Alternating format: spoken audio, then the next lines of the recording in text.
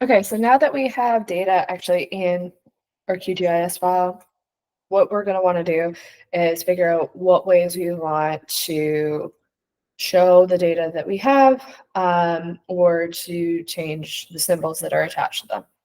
And so to do this, we're going to take a look at the symbology of each of these. So this goes back to two different main things that you're going to want to do. The first one is with symbology, you're going to want to take a look and see what kind of data you have to actually symbolize. So you can symbolize anything that is in the attribute table. And so to do that, you right click on the file and you go to Open Attribute Table. This is going to pop up with all of the information that's associated with this. So you have shape length, shape area, county name in two forms, and then you have a whole bunch of demographic data for this first one. The second one we have is we've got this attribute table over here. And this one, you have the same sort of thing. And if I go all the way over, we have a whole bunch of information on the economic features. And so we then have these battles. And so we're going to take a look at this one. These battles are going to be a little bit different. And I am actually mistaken. These are actually letters referencing battles. And so this is taking a look at actually these not these battles, but keywords that are referencing battles, which is actually not necessarily a bad thing. This has all the Mississippi letters that are referencing battles, so all of those ones. So if I actually go back and I actually go back to my point data and find my actual battle data, I might be able to do something that shows proximity or how close the actual battles are to the battle letters. So are they talking about battles in the place where those battles actually occurred? So this is the Civil War battles here, and so I'm actually going to pull those in as well. So now I've got the Civil War battles. I can right click on that one. I can open up that attribute table as well. I can take a look at all of those ones here. And so in this case, we've got the who won, we have what date it was, we have the different troops for both the Union and the Confederates, and how many casualties of both there were. Any of these 999 data sets means that there is no data. All right, so this is the sort of thing that we have. And so in this case, the economic variables probably aren't going to mean a whole lot. So I'm just going to uncheck that, and we're not really going to use that one. So, but maybe what I want to do is I want to say, okay, I want to take a look at this Mississippi population, and I want to symbolize how big of a population there was. Right, so I can go back to that, and in this case, I can head over and I can say that I want to deal with the properties, and those properties are going to pop up. And so the third one down is going to be called symbology. Now, under symbology, there's different styles that are baked in that you can do, but one of the things you want to take a look at is you're going to want to click the down button at the top here. And these are all of the different things that you can do with it. So you can have it as a single symbol, everything is the same. You can have it as categorized. This means this is a text file, not a number file. So you can't categorize it by number in this one, but you can categorize it by text. So if I, in this case, wanted to categorize this by name, I could do that. I have graduated ones. I have rule-based ones, so you can do multiple things with this. You can have merged features, inverted polygons, 2D features, and embedded symbols. In this case, I'm just going to do graduated. Graduated is going to give you a color ramp.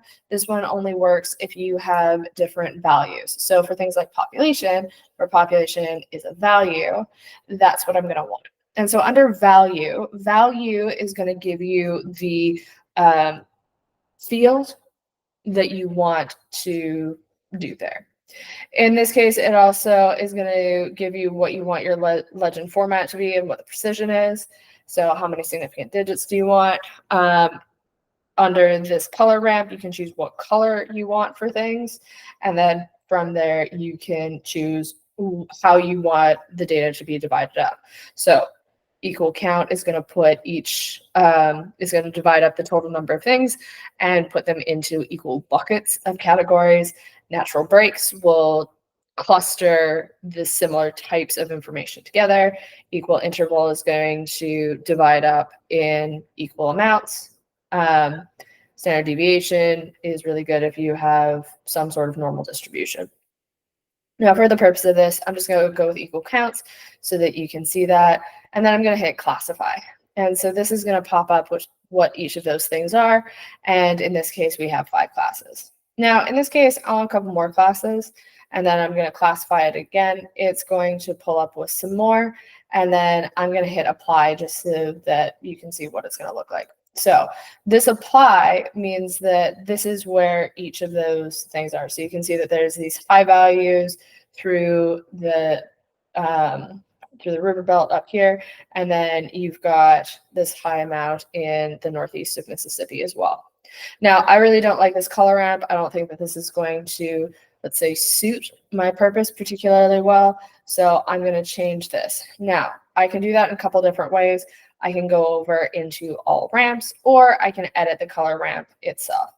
In this case, I'm just going to keep it in one of the color ramps that's already been built. I'm going to give it a green-blue one. I'm going to hit apply, and then I'm just going to do that. This one is not necessarily, again, the best of color schemes for it, but it is a color scheme that was very common for population in my previous government job, not for this state, but for another state that I had. So I'm just going to use that.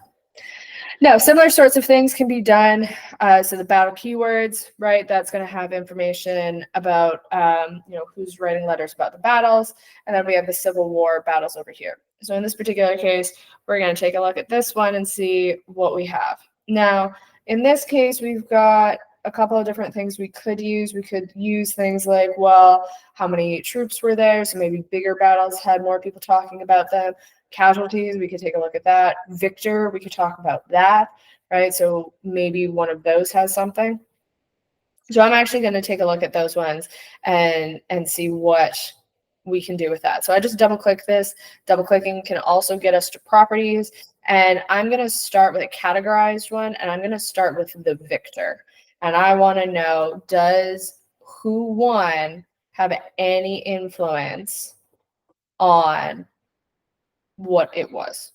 So I've got 4 different things here. If I want to change what my symbol is, I can also do that. I can click on that. So if I want it to look like something else, if I want it to look, I don't know, I want to take a look at all the symbols. Maybe I want it to be a triangle instead. Let's do that. I'm going to do a triangle. Everything else now is a triangle. I can hit apply on that, and we can see what it was. Okay, so I now have the Confederates who won in pink, the Union who won in green. Inconclusive were the blue, or the kind of cyan, and this dark blue were all others. Now, I don't really like this color scheme, so I'm going to go over here, and instead of random colors, I want something else. So maybe I'm going to go with Mako. This might be a little bit too close to the other symbols that I already have. It is pretty close, so I'm going to want something else.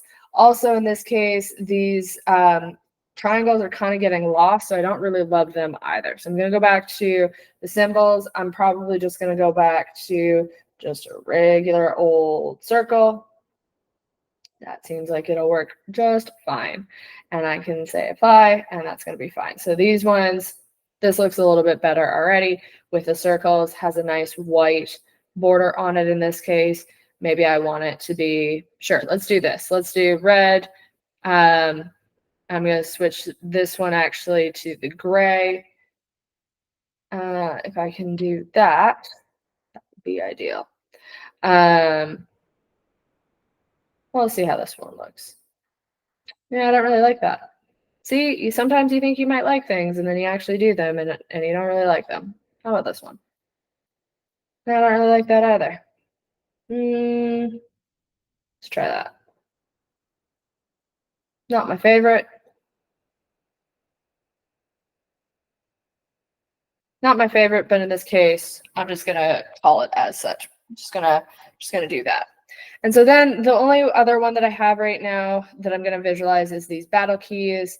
And so these battle keywords, I want to take a look at these ones and I want to say, you know what, I actually want them to be pretty small.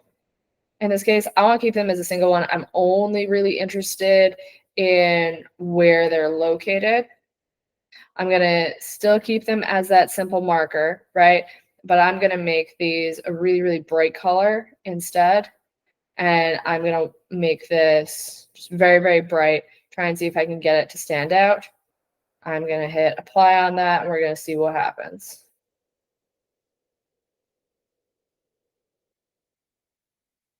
Okay. And so this is what it is.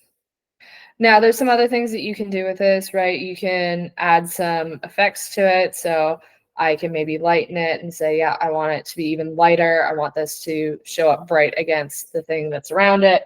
And that's kind of what I want to do. So now in this particular case, those can be the three things that I want to do. Now what we'll notice in this case is that actually there's very little relationship between where they're talking about the battles and the actual battles themselves. There also seems to be very little relationship between the total population of an area and how many letters around those battles was being sent. So sometimes we can then play around with this more and see if there was something else there that was of interest, but this just lets us do that. We always want to be careful with symbology, though, to make sure that we're not over complicating things. This probably honestly has too much on it, and I'm trying to do too many things with this, which is fine. The purpose of this was just to run you through a couple of different ways to take a look at that. So that's how you do symbols. We will be back to take a look at some other things, like how you can figure out how many different things are in an area. So how can you join information together? So that's what we got. Thank you so much. I'll see you back here soon.